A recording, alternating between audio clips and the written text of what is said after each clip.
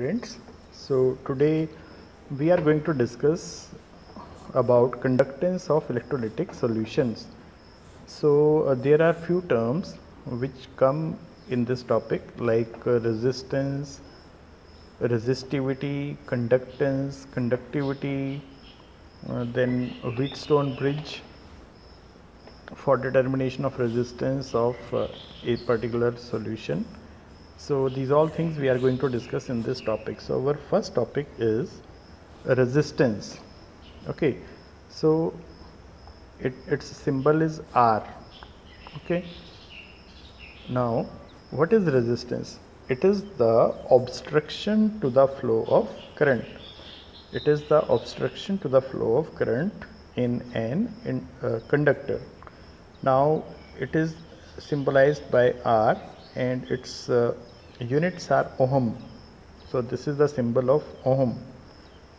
Okay, now how this resistance depends on length and area of cross section.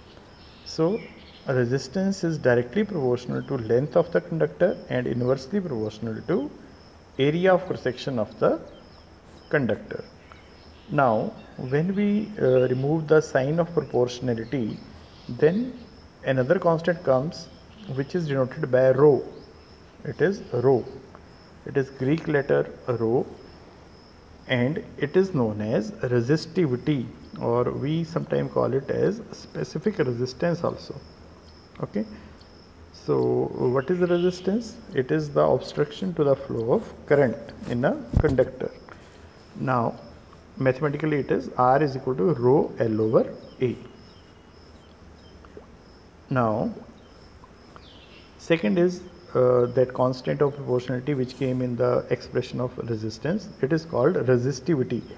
So if we rearrange that equation, then rho is equal to R into A over L, where R is the resistance, A is area of cross section and L is length of the conductor. Now if we take length of the conductor as 1 meter and area of cross section as 1 meter square, then rho becomes equal to R. So if we are asked how to define rho or resistivity, then we can say resistivity of a conductor is equal to resistance of the conductor if it is having 1 meter length with area of cross section 1 meter square. Okay, now from this how to calculate the units? Okay, now see, units of R are ohm, units of R ohm, units of A area of cross section meter square, units of length meter. So meter will get cancelled, so we will be left out with ohm meter. Okay, so units of resistivity will be ohm meter, or since the units of length are not taken in meters because it will become too large, so it is mostly taken in the form of ohm centimeter. Okay, now different units are related like this. 1 ohm meter is equal to 100 ohm centimeter and 1 ohm centimeter is equal to 0.01 ohm meter. Okay, now let us move to the next term. This next term is conductance. Now it is the reverse of resistance. Just like resistance is the obstruction to the flow of current, similarly conductance is the ease with which current can flow in a conductor. Okay, how easily current can flow in a conductor, that is determined by conductance, or that is termed as conductance. So it is reciprocal of resistance. So it can be written like this. Sometimes we use the term C also, we write like this also, but more appropriate is G. So we will write like this: G is equal to 1 by R. Now when I put the relation of R, then R is equal to rho L over A.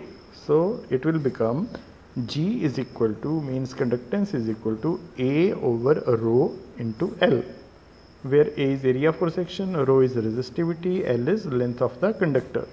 Now 1 by rho is denoted by another Greek letter that is called kappa. Okay, and it denotes the conductivity. So our relation becomes G is equal to kappa into A over L.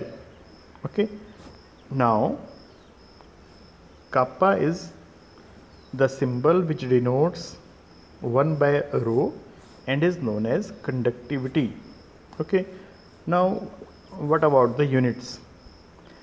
Since it is reverse of R, so its units are ohm inverse, or we can say Maho also we say. Okay.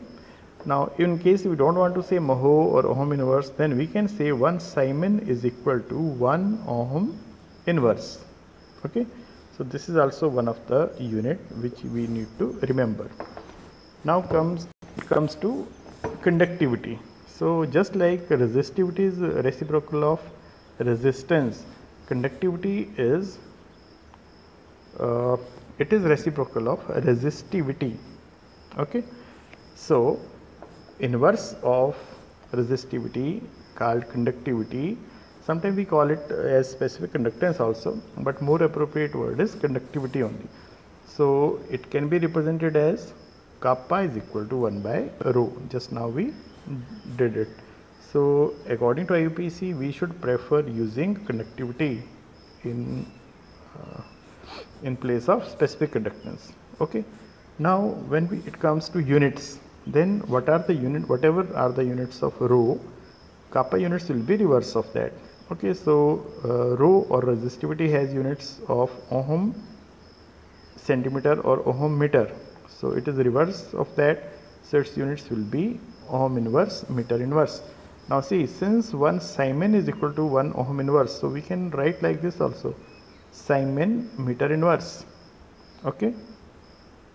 Okay. Now just now we explained that conductivity of a material in Simon meter inverse is its conductance when it is 1 meter long and its area of cross section is 1 meter square. Okay. So if we talk about units, then units are related like this: 1 Simon per centimeter is equal to 100 Simon per meter. Okay. So this way also we can relate it. Now let us come to types of conductances. First of all, let us discuss electrical conductance. Now see, electrical conductance we know how to conduct, or whatever is the conductance. Electrical conductance means when conduction is going on in metals. Okay. So in metals, how conduction occurs? It occurs because of the movement of electrons. So electrical conductance is the conductance which occurs in metals, and it is also known as electronic conductance. Why it is known as electronic conductance? Because it occurs because of the movement of electrons. Okay. Now what are the different factors on which it depends? So there are 3 factors on which it depends. Number 1, the nature and structure of the metal. Now it depends on how is the structure of metal, what is its nature, can it produce electrons, or it can allow the movement very freely or to a little bit extent. So that depends on structure. Second, number of valence electrons per atom. So how many valence electrons are available in our metal, that also decides the electrical conductance. Similarly, temperature also decides the conductance in metals. So conductance decreases with increase of metals, increase of temperature. Now why it happens? Because when we increase the temperature, kinetic energy of atoms increases. So what happens? They start oscillating about their mean positions. So when they start oscillating, then it acts, or it obstructs. It gives like a obstruction. It is like a obstruction for the flow of free electrons. Okay. So since because of their movement, electrons cannot move freely. So what we see as a result, we see that their conductance value decreases. Okay. Now one more thing, since in this case there is just movement of electrons from one end to another, So there is no appreciable change in the metallic conductor. Just like it was before conduction, it remains after conduction also like that only. Before and after conduction, there is no change in the metallic conductors. Now second type comes electrolytic or ionic conductance. Now you can see it, say like this also, that this is the conduction in electrolytes. Okay, electrolytes, that definition you know. Electrolytes are those substances which conduct electricity in their molten form or in their aqueous state. Okay, so they are called electrolytes. Now conductance of electricity by ions present in the solution is called electrolytic or ionic conductance. So metallic and electrolytic conductance, what is the difference? In case of metallic, conduction is because of free electrons. In case of ionic conductance, it is because of ions which move throughout the solution. Now it depends on which particular factors. First, it depends on the nature of the electrolyte added, means whichever electrolyte we are taking, what is its nature? Can it dissociate more or it cannot dissociate more, or how many ions it can produce? Okay. Second, size of the ions produced and their solvation. Solvation means how many water molecules get attached with a particular ion, that is called solvation. Size of ion, what is the size? That will decide its solvation. Bigger is the size, more will be the solvation. Smaller is the size, lesser will be the solvation. Okay. Third factor is the nature of the solvent and its viscosity. So in which solvent we are dissolving our electrolyte, that also decides the nature or ionic conductance. Okay. Now fourth one is concentration of the electrolyte. So electrolyte, how much electrolyte we have taken, is it less or it is more, or it is neither less nor more? So that will decide the number of ions formed. Okay. And last point on this is temperature. So just like metallic conduction decreases with increase in temperature, ionic conductance increases with increase in temperature. Okay. Now one more difference is there. In case of metallic conductors, after conduction and before conduction there is no difference. But here, if we conduct electricity in electrolytic solutions or in ionic substances or electrolytes, then what happens? If it is for long, then their composition may change because of electrochemical reactions. Okay. So there may be some change in that particular substance in which we are seeing the ionic conductance. Okay. Now second type of conduction is over. Now how to measure the conductivity of ionic solution? Now see, if we start, if we see from the beginning, then resistance, if resistance of a solution or a substance is known, then we can calculate its resistivity also, and then we can calculate its conductance also, and then we can calculate their conductivity also. So basically we should know the value of resistance. So if we are able to find the value of resistance of an ionic solution, then we can easily determine the value of conductivity of ionic solution. So what is used for this purpose? So we use a very appropriate method is to use a Wheatstone bridge. Okay. In this, one unknown resistance is taken and one variable resistance is taken and two more resistances are attached, and then they are so adjusted that there is zero value in the null point detector. So when such thing occurs, at that particular situation, all the four resistances are in equilibrium. So from that particular data we can obtain the value of resistance of the solution. Now when we are talking about ionic solutions, then there are two problems which we will face. First problem is that just like we did now, that composition of solution will change if we pass current continuously. Okay. So one problem is that. Second problem is that solution cannot be connected like a metallic wire or any other solid conductor. In case we want to see the conduction in case of solids or a wire, then we can just connect it and check. But when we are taking a solution, then it cannot be done in that way. Okay, so these two problems are there and how they are overcome. Okay, now see, first problem, that passing of DC, that was resolved by passing alternating current. So when we pass alternating current, then there is no chemical change in the solution. Okay. Second problem, where we have to take a solution instead of a wire or a solid substance, then that solution can be taken in specially designed cells. Those cells are known as conductivity cells. Just like this is one conductivity cell, this is another conductivity cell. So in conductivity cells, what is there? Let us check it. Now see, here you can see this and this. These are two platinum electrodes. Okay. Now whatever is their length, that length is noted by L. And whatever is their area of cross section, that is noted by A.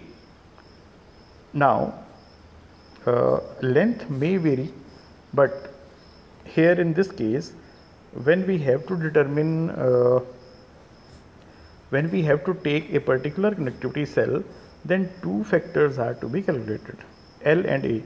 By L, we do not want to take the length of the electrode. What we want to take the distance of separation of electrodes. So see, in this case if you see, these are two electrodes and this is the distance of separation. Okay, in this case this is the distance of separation of the two electrodes, and in this case this smaller one is the distance of separation of the two electrodes, because this is electrode, this is electrode. Whatever is the distance of separation, that distance of separation is noted by L, and whatever is their area of cross section, that is noted by capital A. So this is distance of separation of electrodes, this is area of cross section of electrodes, and then what we do, we take the experimental solution inside the cells. Okay, so whether it is this one or it is this one, we will put inside that solution, for which we have to calculate the resistance, because once we know the resistance, then we can ultimately calculate the value of conductivity. Okay, now let us do again what is the construction of conductivity cell. Okay, now see, it consists of two platinum electrodes. Just like I showed you now, there are two platinum electrodes, they are coated with platinum black. Okay, coating is done just like paint we do. In the same way, there is coating of platinum black on the two platinum electrodes. Now they have area of cross section equal to A, and distance of separation by is L, small l. So with small l, we don't have to confuse that it is the length, it is the distance of separation in case of conductivity cells. Okay, now see,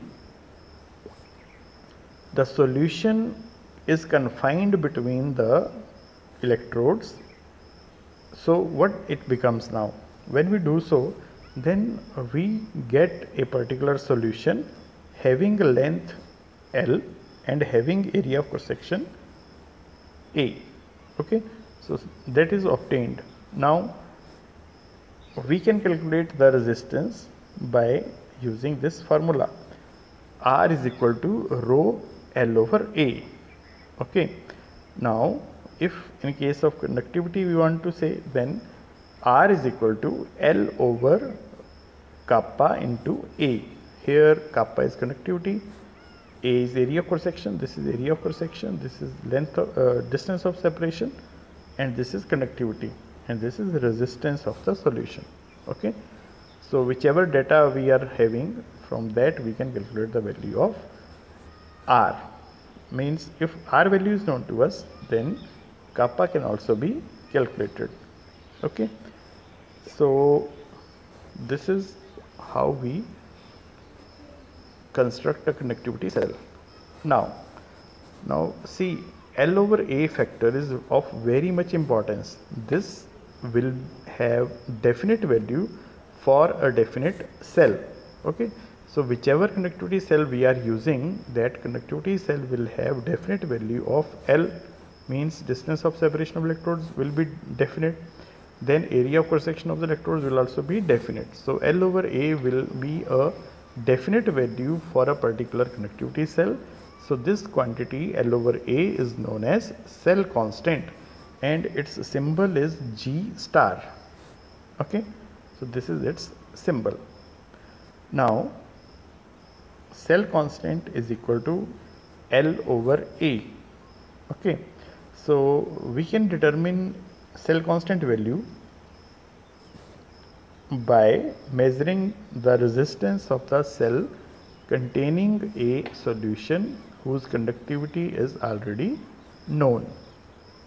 Okay, so cell constant value is fixed. If that is known, then by using a Wheatstone bridge we can calculate the value of resistance.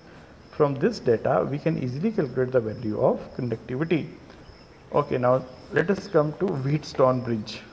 What Wheatstone bridge is, that we will see in the next slide. Here what is there, how it is constructed, and what all things are there included. Okay, now once the cell constant is determined, okay, whichever conductivity cell we are using, we will determine the cell constant value for that. Okay, L and A values are fixed, so that can be determined. Okay, now it can be used for measuring the resistance of solution, whichever solution is our experimental solution. Now what is there in Wheatstone bridge? It consists of two resistances R1 and R2, a variable resistance R3, and the conductivity cell having the unknown resistance which is named as R solution. Okay, so R1 and R2 values are known to us. R3 is variable resistance which can be increased or decreased, and R solution is the resistance of solution for which we are going to determine the value. Now there is a AC source. We use one AC source because with DC there may be chemical change, so we are using AC power, and this P, or sometimes we call it as D also. Okay, whether we are rating P or we are rating D, it is to be regarded as null point detector. Okay, now the bridge is balanced when no current passes through the detector. So how we see it from the diagram, it will be more clear. So you can see the diagram. See, this is the diagram of calculating the resistance of the solution, from which we can calculate other things. Now see, this is the hole. This is called Wheatstone bridge. So here we place that particular resistance which is to be determined. Now in this case, since we have to determine the resistance of ionic solution, so at this particular place we have connected it with the conductivity cell. This is conductivity cell. Okay, now what we are going to do, see, R1 R2 values are fixed and we can see what are the values. This is variable resistance. So what we do, we keep on changing this. We will keep on changing this till in this particular point we find the zero value. This is a null point detector. So when zero value comes in this, at that particular time, we will say that these resistances, this is R3, this is R solution, and this is R1, and this is R2. These four resistances are in equilibrium. So their ratios will be equal. So we can take the ratios like this: R3 over R solution is equal to R1 by R2. Okay. Now see, when at what time we have to do it? When we have found that here the value is 0. Okay, that time this will be the condition. Unknown resistance means resistance of solution divided by R3 must be equal to R2 by R1. So resistance of solution is equal to R2 R3 by R1. Here R2 value is also known, R3 value is also known, R1 is also known, so we can easily calculate the value of R solution. Okay, so once we know the value of R solution, then by using the formulae we can calculate resistivity value, we can calculate conductance value, we can calculate conductivity value, so everything can be known. Now let us see this. Now what we did, this is container which maintains a particular temperature, because we know conductivity varies with temperature also. Okay, so this is for what purpose? For maintaining a particular temperature which will be remained throughout the experiment. Now this is the conductivity cell. In this cell, see, these are two electrodes, these are two platinum electrodes which are coated with platinum black. Okay, now this is the distance of separation of the two, this is small l, and here they will have some area of cross section which is A. Okay, so L over A will be fixed, so that value will be cell constant. Okay, so this thing is called Wheatstone bridge. Okay, here one resistance we have taken in conductivity cell. So this way we can calculate the value of resistance. Now how we will use this resistance for determining other physical quantities, that we are going to do in our next session. Now whatever we have done, on the basis of that you have to solve these home assignments. Okay, thank you.